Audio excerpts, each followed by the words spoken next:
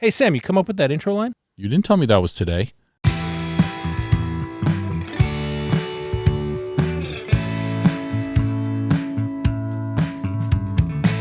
Hello, everybody, and welcome to the Writers' Room with Sam and Jim. This is the show where we bring writers into our writers' room to help them work on and develop their story. We're going to do that with Erin Kron in just a bit. But first, Sam wants to go off about something. All right, so this is what I want to talk about this week. It's about the difference between talent and craft. Ooh.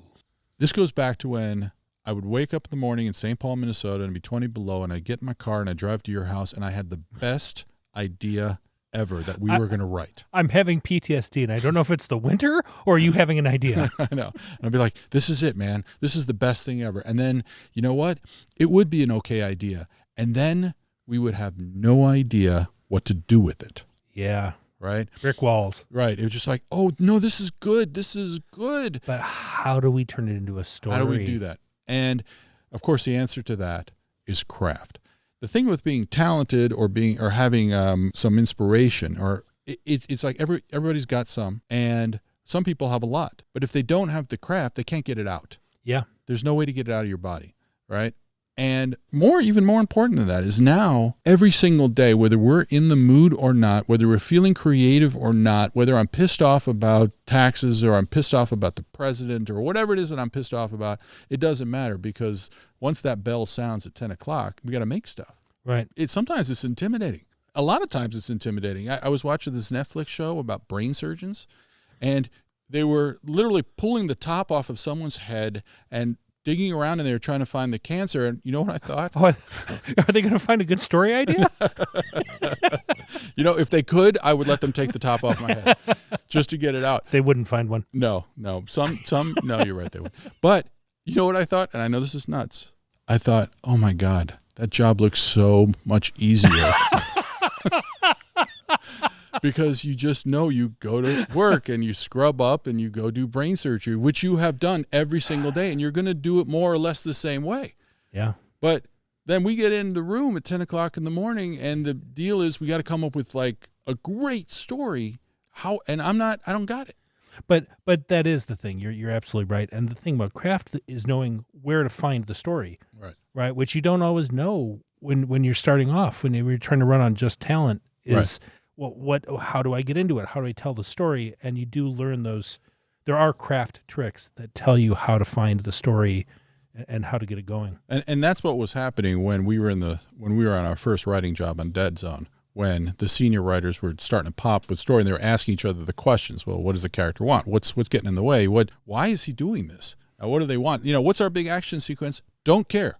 Right. I want to know what's the worst thing that could happen to the character right now. Right. And let's just start throwing stuff out. And you're looking at it like, wow, how does that relate to the fact that we have to blow up the Superdome or whatever? And the answer is that it'll come out of that. Right. Intention obstacle. Right. And that's craft. So it's too late to be a brain surgeon.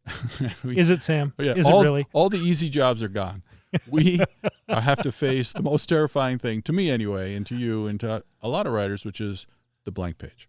And craft is the way to do it. And hopefully we'll do a little bit of that on this show. I look forward to learning someday. Sorry. Okay. All right. Let's get into the interview. Hi, Erin. Hi. Thank you for coming. Erin, meet Jim Dunn. Hi, Erin. Hi, Jim Dunn. We have some burning questions. I want to know, where do you live? I mean, are you from LA? No, I'm not from LA. I grew up in Michigan and then moved to Wisconsin right when high school was starting. So I'm very Midwestern. And then I went to school outside Chicago and moved to New York right after I graduated.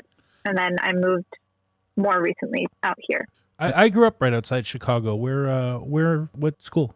Oh, I went to Northwestern. Oh, yeah, sure. That's that school you couldn't get into, Dunn. Yeah, that's right. So I feel like every writer who didn't grow up in LA, there's a moment where they have to decide to move to LA to try to become a television writer. And that is a very stressful moment. And what was that moment? I know what that moment was like for me, and it took a long time, and it was even worse for Jim because his wife didn't want to move. So what was it like for you? Well, I was in New York. Like many people from the Midwest, I had never heard of anyone like doing TV as a job. It was something that Here's something that I found out was something people were going to actually try to do as a job when I was like maybe like a junior, senior in college. I was like, oh, people are actually going to go for getting paid for that. That's the thing. And it kind of took me a while to figure out how to get to that. Mm-hmm. I studied journalism and thought I was going to do documentary. And then, like, shortly after I graduated, I already was kind of burnt out on documentary. And I did folk music in college. And when I was in New York, I started doing shows. And I kind of wanted a job that I had more time to do shows late at night. And I took a job at a tape room reading scripts and like taping actors for auditions at an agency in New York. And that's the first time I actually like read a script. Wow. in person, like a film script. Did you not have the internet at this time of your life? I mean, no, I had the internet. I just was this never 1984? thought about how different it's like I did creative writing and I thought that was somehow the same thing and did not realize how like vastly different like fiction writing was from how movies are written. I really just had no idea how any of it worked, and boyfriend does comedy, so he was the first person that was like, oh yeah, this is like people become like assistants, and he like became assistant on a show in New York, and that's when I was like, oh, I guess I should try to like work for a show. But I also didn't realize that like virtually every drama show is written in LA. So I got a job working in production offices, and I wasn't until I was like working at a show in a production office that I realized that shows were all written in LA. So at this point, you have still no internet on this podcast. I realize there's no bookstores in New York City, and nobody works in that business. I know. And by the way, ignorance is a very important beginning to this career for sure. I'm going to share a nugget from me and Sam's beginning, which is we started off getting together trying to write movies, and then we came out here to LA and we were nosing around trying to suss things out a little bit, and went into a bookstore and they had all these sitcom scripts. We were looking for movie scripts. We were looking for movies. We found sitcoms. We were looking at them going, these are only like 30 pages long. We could write this. It's true. It's true. So we're not looking down our noses at you at all. No, it was the same thing. And then we started trying to write them. It was like, yeah, we're funny. Yeah, we were sitcoms. And we wrote, and the worst thing was the first sitcom we wrote was pretty good. It was pretty funny, actually. Yeah, it was the Spec Simpsons. And it was based on, it was Willy Wonka and the Chocolate Factory, which is my favorite movie growing up. And Crispy it was Lisa and the Crispy Crunchies Factory or something. Right. And so it gave us something that we really needed, that we know now we really needed, which was structure. And then so we could tell our story, and it worked. And then we wrote, and the next script, 1 out of 10, I don't know, let's give it an 8. And then the next one was like a 2. Yeah, like a 2. And I think we peaked at 2 for the next 5. Right. and then they slowly got a little better and better. But then we ended up writing a West Wing, and we're like, oh yeah, this is it for us. Right. So I just want you to know that ignorance is, I mean, that's it's a fact of life. Fact of life, but also especially with television. And scripts make no sense. They're not a real thing. They're not something that somebody sit down and read for pleasure unless you're in this business. Yeah, it's so specific. It's so about building something for a camera and not actually telling a story for a reader. Yeah, there's no fun in it. All right, so you're in New York, you have this boyfriend, you work in a production company, you're like, I have to move to LA. And then did you say to your boyfriend, we're moving to LA, or did you drop him? He actually got a job out here. And I had to drive sometimes for work, and I hate in New York. And I hate driving, and I just really welcome to LA. That was a smart move. I know. Doomed. So I was very resistant to moving to LA, and then he got a job out here, and I like visited LA properly for the first time ever, and I was like, it smells so normal here, and it's sunny all the time, and I guess I can handle driving all the time here, and obviously my boyfriend was a big factor of that. And you're a Midwesterner, and all of us who spent a lot of time in Midwest, Jim grew up there, and I lived there for a while. It's every day when it's sunshine, you appreciate it. Unlike the people that grew up here. I do, yeah. Yeah. Although this is the first year I'm not in the Midwest for Christmas, and that is like a big bummer in terms of Christmas without cold and snow. Right. Yeah. I'm starting to resent the sun. My wife's from Minnesota, where, as it happens, Sam and I both lived for a long time too. And, without that trip to Minnesota where you just freeze your butt off for a couple of weeks and get your snow in, and then you can come back here, it just doesn't feel right somehow. All right, so let's get into television writing now. Okay. So tell us about. I really want to hear about your idea. So this is a 1 hour, half hour. What are we talking about? 1 hour, yeah. And what's it about? A girl who is a folk singer in present day New York, and feels sort of like she was like born in the wrong time period. She's given a guitar that belonged to her mother, who died when she was a baby, so she never met her. And her mom was a folk singer, which is sort of her like connection to that time period. And she is like transported back in time to 1960. And this must be saying it out loud. It's horrible. Oh, it's horrible. Of course, it's horrible. Everything in the beginning is horrible. I think it sounds great. Yeah. Just like I think what Sam says sounds great the first time I hear it. Yeah. Second time, not so much. Okay, so she goes back to 1960, and under the guise of like trying to like return the guitar to her mom, she like goes on sort of like a journey trying to meet her mother for the first time. Right. And sort of like it's like, falls into this world of all of her musical idols, like early careers. So she's like sort of brushing shoulders with Joan and Oh, that's cool. so on. Mm-hmm. So is this like a one-way trip to the past, or is it like, when she has the guitar, it takes her back, but then sometimes she pops back out to her own life in the present day? Yeah, I mean, that is something that I thought would be a good question for you guys. But in my head, like, she would go back and forth and have to, like, figure out how to get back to the past so that she could spend time with her mother. But maybe it doesn't make sense to go back and forth. Maybe that's I don't know. But in my head, it would be, like, mostly in the past, but that she would pop in and out without any control, really, over her popping. Let me ask the next question there, which is she really going into the past, or is this like a kind of in her head thing that maybe she figures out along the way that, she's reaching out to this mom she never knew, and it's sort of an internal journey, to find and identify with her mom in some way. Wow, that's deep. Right. Also, I think it definitely is an internal journey to identify with her mom, and that she questions if she's losing her grip on reality, but that in the world of the show, she is actually going back in time to 1960. you never have to define it either. Yeah, you could leave that question in the air. Right. What was that? All right, edit that out of the podcast. There was a British show that they made. It's the David Bowie song.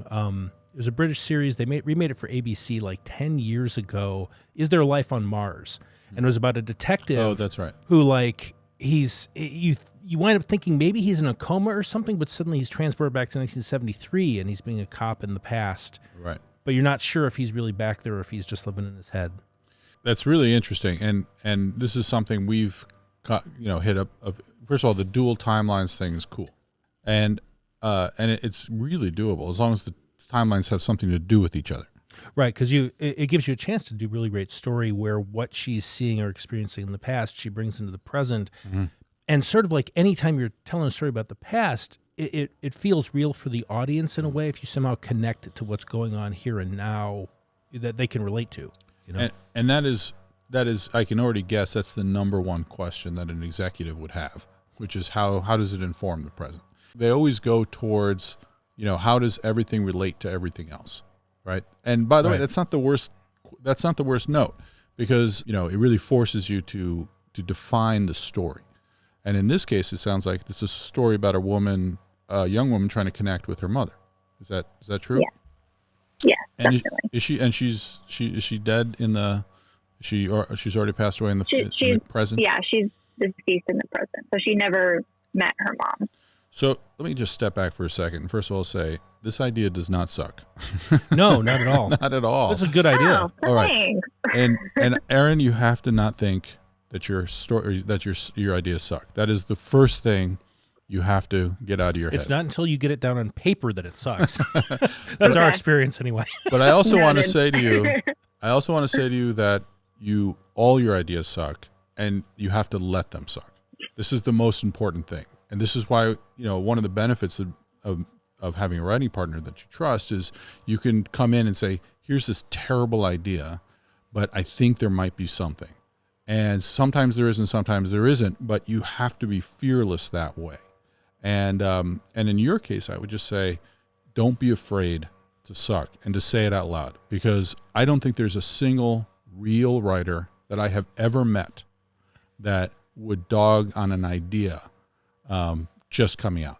The first thing a real writer will do is and when I mean real writer, I mean professional and a human being. Right.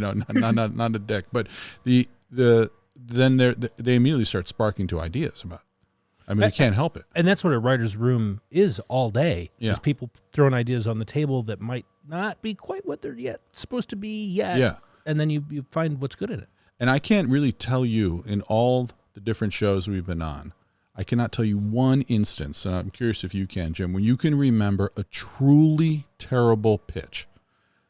And I'll tell you why. Because I don't. Because you don't remember. I don't remember them.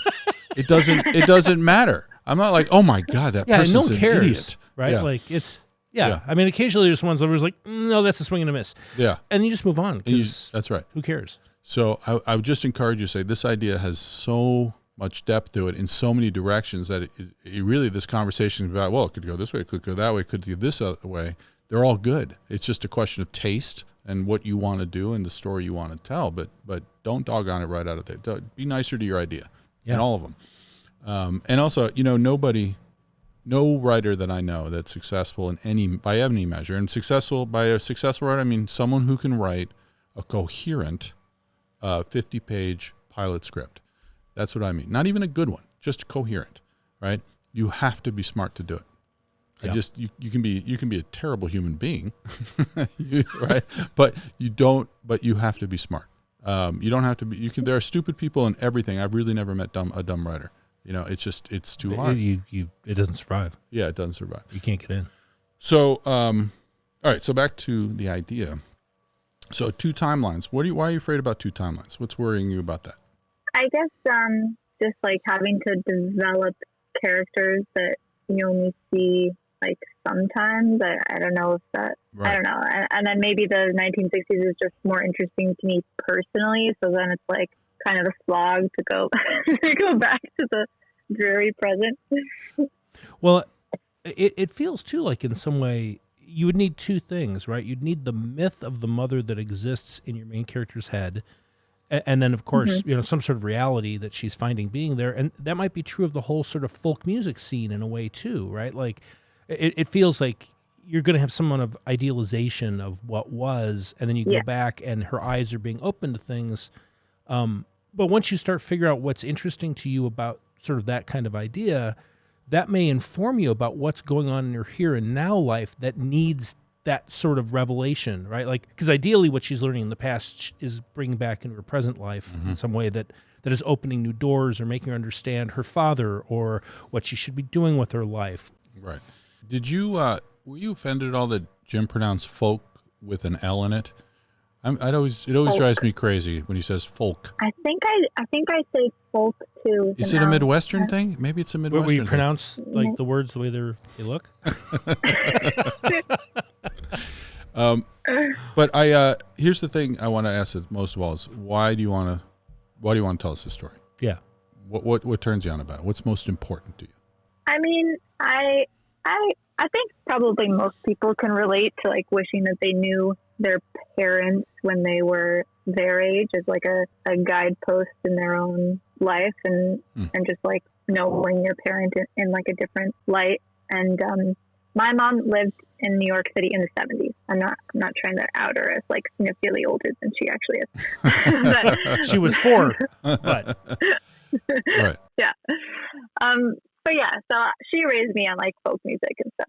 Yeah, you're a folk singer yourself. You said, right? Like you perform. I mean, not in like the 1960s version of that, but yeah, I do like that. Sort of. Not currently because there are no but shows to do. But that's just specifics. The specifics of are you a folk singer is not, well, I performed. It's, are you someone who sits with a guitar and sings songs with American music? And that's or any kind of music really. But it's a folk. The idea is of a musician, and you do the same thing that your mother does, this fictional mother, or maybe your actual mother. It doesn't matter the window dressing. It's the core of connecting to your mother in this show, right? Is that what you're basically saying? Sure. All right. Yeah. So I think we got to talk about these characters, right? Have you put a lot of thought into your character? I have. I put more thought into the main character, and then I kind of sketched out who some of the like other characters would be. So she has like one roommate in the present and one roommate in the past. That's interesting. That's very interesting right there. Yeah. Yeah. What's her name, by the way? The main character's name? Yeah. Joanna. Okay. So Joanna has a roommate in both periods. That's really smart, actually. It could actually be the same apartment, and it's... that is the idea. Yeah. That's that cool. She lives in like the East Village, and her like roommate in the present is like in finance, and her roommate in the past is like a, bohemian. It sort of begs her to like, take out a...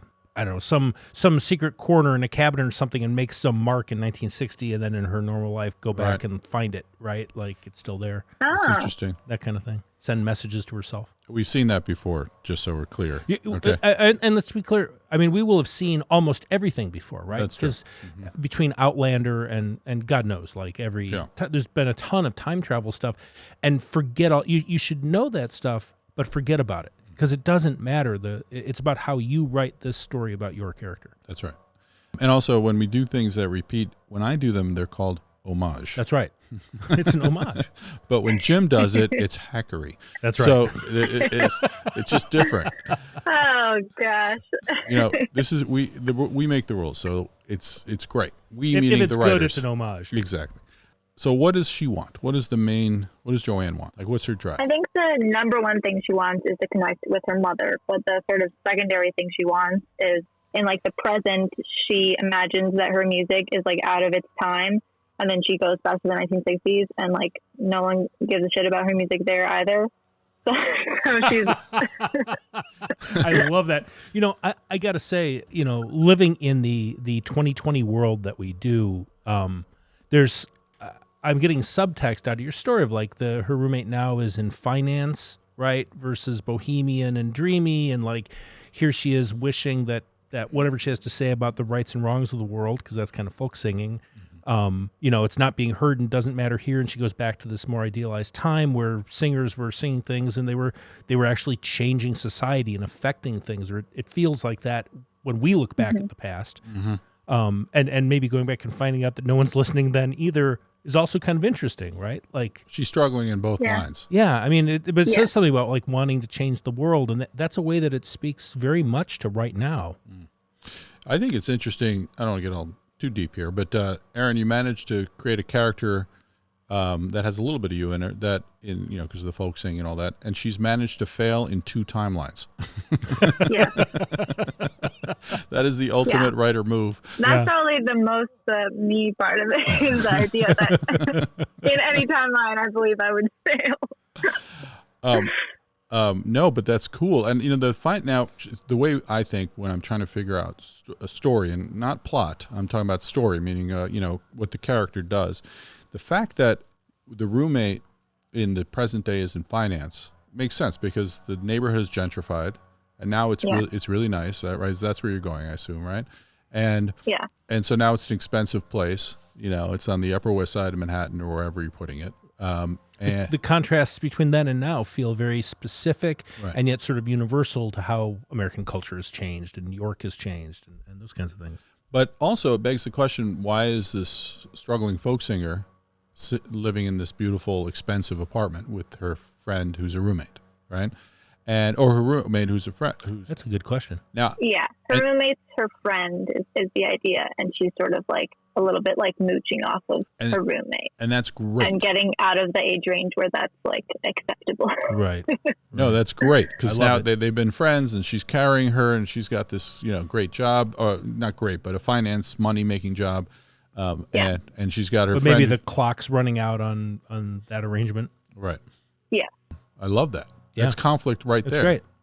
It's great, and it feels like you're creating a character who, on both sides of the story, is learning things, maybe on both sides of the story, that actually gives her a place to grow and succeed because she has blind spots or there's things she'd never realized or whatever that is that she learns over the course of the show.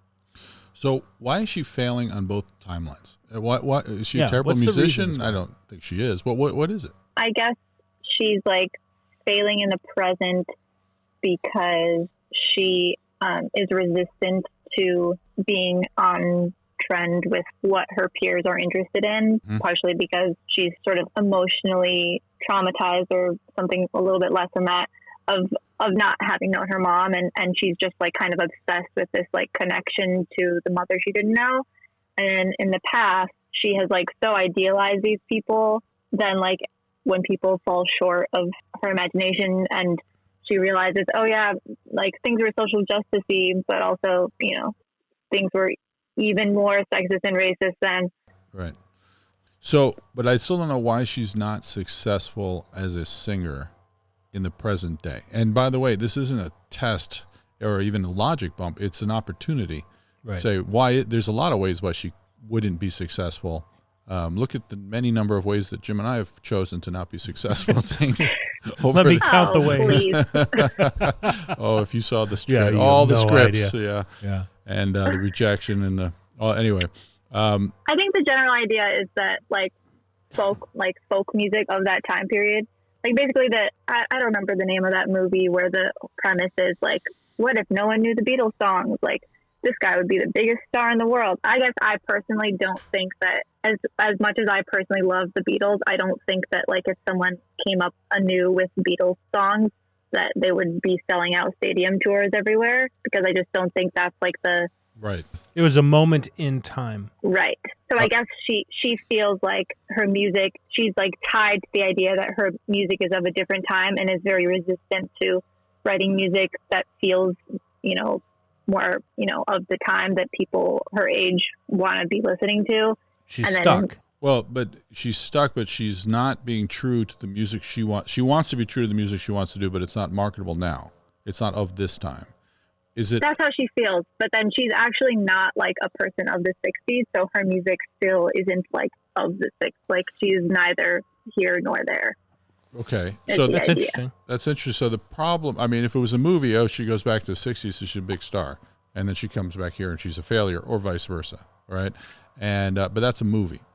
We need the ongoing problem, which is that what is her ongoing problem? And I think her ongoing problem is whatever the answer to that is that, is getting in the way of her being good at what she does or enjoying what she does. Yeah. And what is that? The idea in my like sort of rough outline, which maybe this is a bad idea to immediately bring her, like for her to find her mom like halfway through the pilot. But the idea is that she like gets a job at like Folk City or some similar type Greenwich Village folk club. Right. And she like performs, and her mom, who she hasn't like talked to yet, walks out on her performance and like doesn't like it. And so then she has to sort of decide, like, is she going to spend all of her energy being in the past trying to make her mother like her, or will her energy be towards making music in the present for her actual time? Well, that's a good question. And I'm going to do something that we wouldn't normally do at this stage if Jim and I were bouncing this off of each other, but I want to get down to what the pilot might look like. So the big thing that generally happens is that the first act, which is usually our longest act, right? It could be 20 pages, could be 20. I mean, and of course, if it's streaming, there's no acts, except there kind of are. There's always kind of acts. Yeah, because even when we've written for streaming for a few years now, and we always break with acts, and then we just don't have a commercial. But it forces things to happen that's a big turn, big act break. We saw Scott Frank once, and he said something has to happen every 10 minutes, right? Like just that's what you need. So the first act break to me, and I think this is common, is it kind of defines the central dilemma of the show. And for me, I almost think the big act break on this one is her finding her mother in the past, right? Because it's it doesn't mean they connect. It does, but now I suddenly, oh my God, that's what this show's about. Which means we have to set up the myth of the mother before we see the reality. Right. And not just the myth, but why she's so important to the role in her life. Because everyone will say, well, it's your mom. She's important to you. But I would say every mom is different to everybody in a different way. They provide their own specific thing. So specifically, what does she want from her mother that she can't get from anybody else? So I think the idea is like her dad is very emotionally distant and also basically considers her like a failure because she doesn't have like a steady job and income and stuff. And she just doesn't like connect with him in any way. And she's like built up her mom as this person that she would inherently connect with and that she's so sure that she would, be best friends with and that her whole life is modeled after who she imagines her mom to be. I mean, it's interesting because it sounds to me like in some ways this quest to find her mother is really at a different level about connecting with her father, right? Because her father connected with her mother, who was this folk singer in the past, and now he's distant to her now. And I assume he's kind of a different person back then than he is in this modern world, if he's on her about getting a job and so on. That sounds very different from the 1960 version of him, right? Why does she want to connect with the father, though? I mean, these are exterior questions, and they're important. I mean, but what's happening with her? How old is she? How old is Joanne? I guess I would imagine probably like 30. I hadn't put that much thought about it, but maybe she's like 30. So she's like, everyone around her is like getting their life together. Right. And so the question is, there's something unsettled with her. And even if she met her mother, I don't think her mother would solve the problem because she's going to meet the mother, right?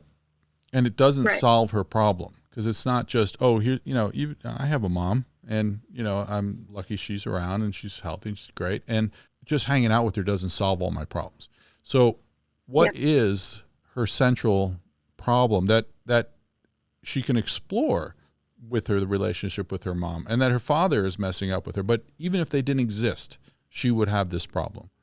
And it can be really simple. I mean, I'm not looking for, and, if Jim and I were working on this, I would say, I don't need a page of a backstory for somebody. I could just say, she suffers from, for example, she's agoraphobic. She's afraid. Her life is ruled by fear, whether agoraphobic's too big. But she has stage fright. She's a folk person with stage fright. Why? Because her mother was, and her mother. This is all the terrible version, by the way. But I'm not afraid to suck. So let's proceed with the sucking. So it's good you're not afraid. You'd be afraid all the time. See, I am not ruled by fear, except by my teenage daughter. But the issue there is she's ruled by fear, and her mother wasn't, until she died. And she dreams that she could be like that person, and her father isn't helpful in telling her about her, or maybe he revered her and she doesn't measure up, and she can see her not measuring up in the eyes of her father, her roommate, everybody else. And so she goes back to measure up with her mother. And if she connected with her mother, maybe she would get over that fear. And if it was a movie, eventually she would, but in television, it just makes it worse. And this goes to a character point too, which is there's what your character wants and then there's what your character needs, and they are often not the same thing, right? Like that desire for this connection to the mother and what she actually needs might not really be the same thing. Right. What do you think about any of that terribleness sparking anything for you, or are you just about to hang up the phone? I already hung up. No, I think the idea is that she doesn't connect with people because she thinks she's in the wrong time period, and she's sort of forced to confront the fact that she just doesn't connect with people. She just doesn't. She's not vulnerable, and that's like part of why her music doesn't connect with people either, is because she just has all these walls up. That's a very nice way to say that. Now, my question then is, Jim and I use this trick, which is if we met her at a party where people go around and connect with each other for short bursts, how would she feel? What would she be like? Would she be the wallflower? Would she be the drunk? Yeah, she would be in a corner, like reading whatever books were in the apartment that the party was being thrown. All right, so I go over and talk to Joanne because she's sitting there reading the book, and I say, "Hey, what are you reading?" And how does she present? What does she do? This is a difficult exercise I know. a character that I haven't written. Well, it doesn't have to be the language, but the question is she awkward or is she angry? Is she, and there's so many versions of that person. Is she stiff? Like, yeah. Is she clumsy? Is she, like she tries too hard and she embarrasses herself? What is, there's so many versions of it. Awkward would probably be history obsessed, would probably fit the character. Like she thinks she knows everything about this time period, and that would be like part of the conflict of her being in the past, of realizing she doesn't get what she's like assumed she's extremely knowledgeable about. Right. So she has a fantasy that she'll really thrive in that other time period, and she doesn't, which I think is cool because it's kind of a metaphor of saying, if I only had this, I want this, everything would be great. And then you find out, no, it's not. You actually need something else, which you don't know. And that's what the show is about. It's X number of episodes of her finding out what she needs. Is that what you're saying? Or did I just put words in your mouth? That is what I'm saying. Okay. Yeah. You got it. All right. Now we got to fix it. Now we got to not fix it. Now we got to break this thing. All right. So what happens after she meets the mother? She meets the mother, and then what is the big problem? I get that people don't measure up. That her mother doesn't like her music. Oh. Right? Wow, that's cold. Yeah, I guess that is the, like, sort of the, at least external problem, is that she plays a song and her mom hears it. Right. And her mom's first impression of her is not being impressed with her. And that's, like, crushing. So we need to figure out a way to get them together in a way that continues on. So or at least they stay in each other's circles, right? So that when she goes back, there's a reason for them to run into each other in some way. The idea, I guess, is that Joanna, when she goes to the past, she would like work at the like folk club. Great. So and then you get to see all those people and the wardrobe and the characters, and it could be like the fun stuff. Mm-hmm. That stuff has a huge value. That's great. I mean, there's a little bit of Nashville in this, right? Except it's in the past. Well, you mean Nashville the show? Nashville the show, right? You get that chance to cash in on all the emotion and fun, and like, there's one of the things I like about Mrs. Maisel, right? Is you get to see Lenny Bruce. Right, and right, it the has comedy some of clubs those of that time. Right, here's Bob Dylan's in town. Is he going to show up? And maybe he never shows up because you don't do the fake Bob Dylan. But whatever, you can have those brushes with stardom and see takes on famous people. Yeah, that's really good. That's a good world, and the tableau and the world that you're bringing into is very cool. And we don't have to be there the whole time, right? We're going back and forth. Or are we? Yeah. What do you mean, or are we? I mean, that is sort of like a question that I wonder, like, if it's that valuable to go back and forth. If like the main conflict with her mom is in the past time frame, but like how is it a situation where either she has to be going back and forth every other act, or she has to be fully in the past? I think that's up to you, but I don't think there's a rule about that. I'm trying to we always look back to see what's the show like, but there's not that many that live in two timelines on and on that I can think of. I guess probably like Midnight in Paris would be the closest like timeline-y type thing. Mm-hmm. Outlander has I haven't watched all of it, but it feels like they've had seasons where it's been in one time and then they've shifted back, and you get those impacts on the here and now versus what was going on in the past. I mean, the thing that might help us is if we start to ask ourselves, what's the story engine? What is that element that's going to give us? And this doesn't feel like something that we're going to repeat every week. It feels like there's an ongoing story, obviously. But what is the story engine? What's the central question that we are going to spend every week figuring out? And it's not actually a complicated. It's an essential question.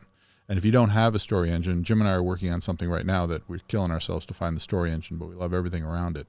But the question is, what drives us to the next episode, and what's the victory inside each episode? You don't have to answer that, Erin, by the way. I don't mean to put you on the spot. There's no like, oh yes, you must hear. Excuse me, that was question 17. I'm so sorry. You have failed the test to become a television writer. I want you to know there's no answers. There's only, maybe we could do this. I have a pitch for you on this idea if you want it. Okay. Yeah, definitely. Well, just the way you were presenting it, I was thinking, there's a version of this where if she is in some way, she's being enabled to hold on to this fantasy here in the present day, right? Maybe she's still getting money from her dad, who maybe turned out to be successful. Who knows? She's got her friend who's putting her up and letting her live in what is now a very nice part of New York, because that's what's happened to Manhattan in the last period of time.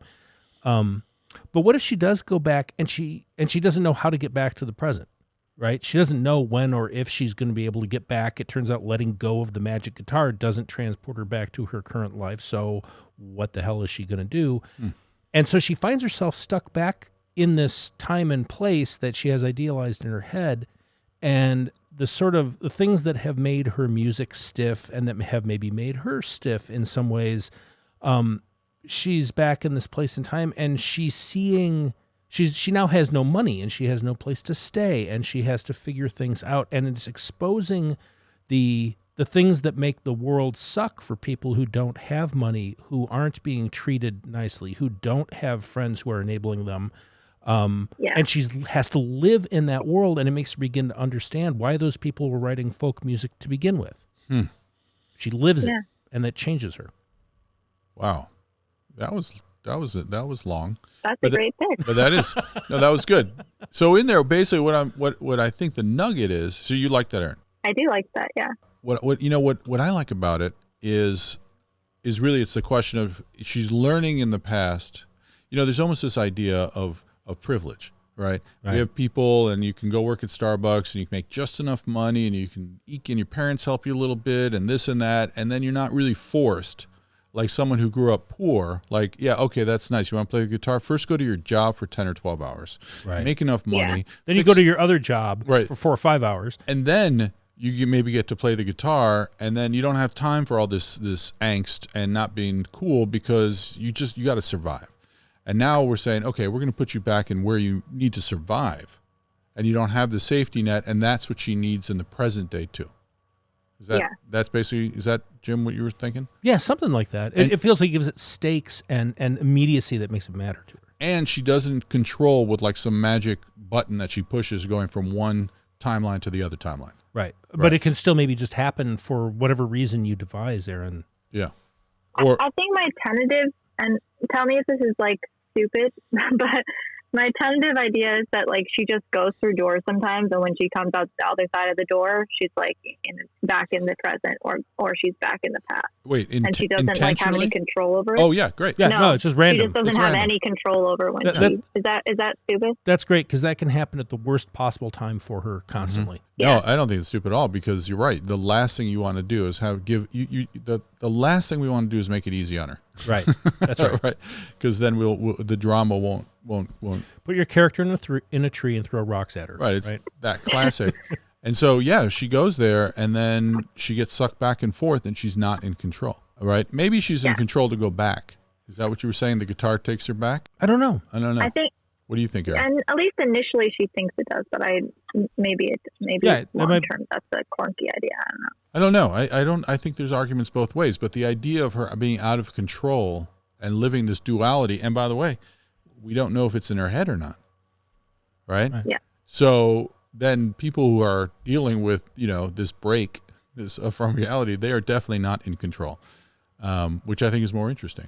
We saw the pilot a while back to ABC, and it was somebody that we created a mechanism for the future and talking to the future. And in the end, the biggest note we got was, I wish we didn't know if it was real or not. Right. And by the way, that was a different network that when it finally went to that gave that note, a different studio. So there's a number of ways to go with it. There's no right way. It's all about her. Yeah. What works for your character the best? What works for your story the best?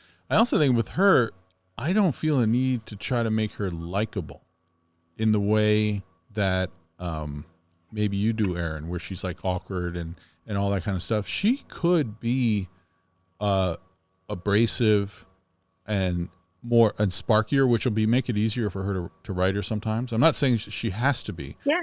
But I just want to say that if you did that, and because she's not doing well, and then you see her pain and you see her struggle, even though she acts out, doesn't mean that, oh my God, I'm not going to like her. You know what I mean? It's I don't have to like her in the first 2 seconds. I just have to be interested. I'm definitely not in my head. She's not like very likable. She's definitely like a aggressively Luddite type person. Mm-hmm. Yeah. So she's judgmental then. Yeah, there's judgment in there, right? To reject it. Right. Rejects like music of today because she thinks this like purity. Basically, like if the Ryan Gosling character in La La Land, instead of like when he's whining about how jazz is supposed to be, someone just like ripped him out of the present and put him in the past, and they're like, "You're not even playing jazz. You're playing this one song over and over again." Right. Being a snob, I love that. And then she's brought down to earth in the 60s, and then she's dealing with that, right? Yeah. And she's confronted with it. So now she is where things were pure, and she's finding out they're not pure. Right. Yeah. She's the dog who catches the car. Right. Now what? That's right. The dog that catches the car. It's a great expression. I've never heard that before. Yeah. It's the worst thing when you get the worst thing is when you get what you want. Nothing could be worse. Because now you got to want something else. Right. And that happened to us when we got Haven, and we were both like, oh my God. And I remember driving, we were driving in somewhere probably for a meeting.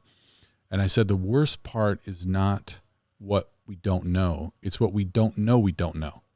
Right. And that was driving me crazy. And I wish, of course, I could go back in time. We have these conversations. If only we knew. If only we knew. And, we're on Carnival Row now, and I was sitting down to write a scene yesterday.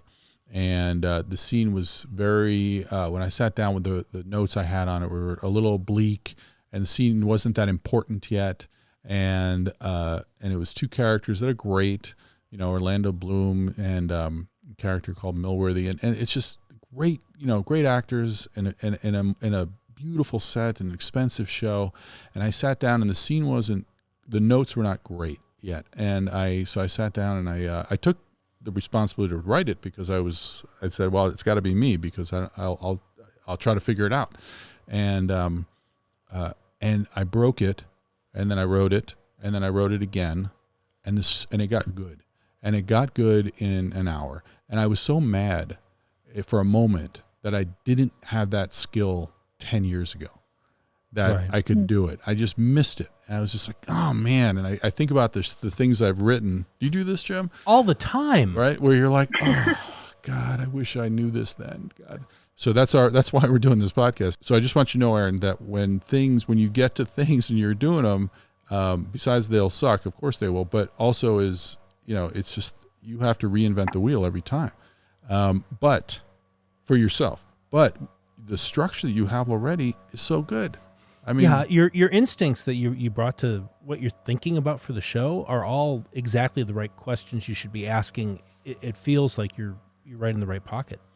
Is there anything you want to ask or talk about from where we are now? With the script or just like in general the grid? Either one. Yeah.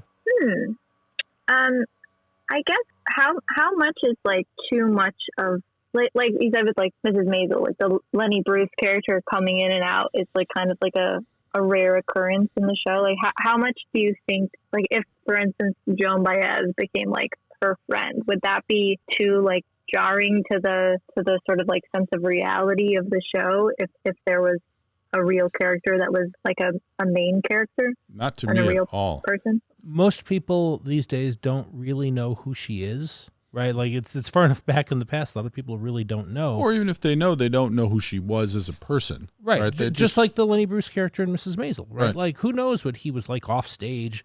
No, only people who knew him then, right? By the way, if there's not a lot of her out there, then you have more license to do what you want. But in terms of reality, well, you're talking about a show that goes that's a woman going into some sort of she's either insane or she's with an active or so. Mrs. Maisel's a very heightened show in a way, right? It's not the most grounded show in the world. Which is where it depends on what you're doing with your show, right? Right. I mean, it's a lot of fun, and I want to believe Lenny Bruce was like that. I like him, so I'm down with personally. I think it's great, and you can. The big question is you're going to have to give in the pilot. You're going to have to give us some number. I don't know what the number is. I don't think there's a rule, but 4 or 5 or 6, something characters that we want to hang out with for the series. Right. We don't have to see them. I don't have to see all of them for a long time. But when someone sits down and reads your script, they're like, "Oh, I want to know more about Joan. I want to know more about the roommate. I want to know more about the dad." Whatever your people are as you populate the show. You're also going to have cameos, and we may never see that person again, or we'll see him for 2 episodes or 3 episodes. But who's the core? Right. Right. So that's essential, I think, for that. And having a split timeline like that, it's like, well, you've got the roommate and the dad in the present, and then in the past you've got a little bit of the mom, but then you need whatever the club owner, whoever she roommates with back then, and then maybe 1 or 2 other people, because it sounds like that's kind of the principal world, depending on what you do. And I just want to say, if anybody tells you there's a rule about this, then you should just stop listening. Really, they're going to do more damage than anything else, and we've learned this 100 times, which is nobody knows the rules, and the people that are most stuck on them, they say those rules because it gives them some amount of comfort as they go through, like, oh, I do know something because I know it has to follow these rules. And then someone does a show that smashes through those guidelines, and they're like, oh, well, let me hold on to those guidelines instead, and. Now, the thing is, I'm now going to completely contradict myself, which is those guidelines work, though, a lot of the time. And we shouldn't push off of them because we hate them. We should just, as long as we're telling an emotional story about a character that's driven by a need or a want, and they're getting it a little bit, but not too much, that's the money. That's the good stuff. And that's what I care about. And then the structure is important because it forces me to have them make choices, and it puts them in situations, and it doesn't close off the end, and it populates your show so you can tell more stories, and that when people read it, they're going to say, okay, this is someone that I can hire because I want to give a scene to, and she knows how to structure it, and she knows that I'm going to care by the end of that scene. I'm going to care about that character. And that's what's so important. And it's not being clever. It's not being plotty. It's all plot. It's actually about something. And, the reason Jim and I got excited right away is you started this discussion with, this is what it's about. That's right. And so immediately my whole creative brain just relaxed because I was like, oh, if it's about something, then that's right. That's half the battle right there. We don't have to come up with that. Right. Yeah. Erin, how badly have we messed you up? You haven't messed me up at all. I want to watch this show. Yeah, I do too. This is cool. Well, that's nice. Yeah, it's a cool show, and there's a market for this show. It's great. It's got both between the time travel and the fact you have music sort of baked into the show. Music always makes a show great. Mm-hmm. Our friend, and I know I said this a few times, but our friend Rich Haddam, a writer, and one of the things I learned from him, Jim and I both, because we kept parroting it on our very first show that we were on with him was Dead Zone, and he kept saying, let it suck. Right. Throw an idea, let it suck. Let it suck for a minute. Just let's see that, and so get past that. That is so important.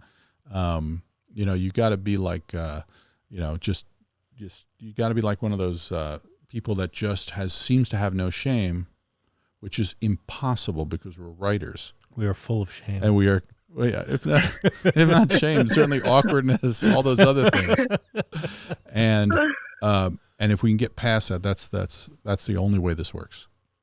All right. Erin, thank you so much for being with us. This is a lot of fun. Thank you. I can't thank you guys enough. You guys are so helpful and kind. Yeah. As soon as the mic goes off, then Jim hurts me. Why didn't you say that? But anyway, thank you, Erin. Thanks, Erin. This is great. Thank you so much, guys.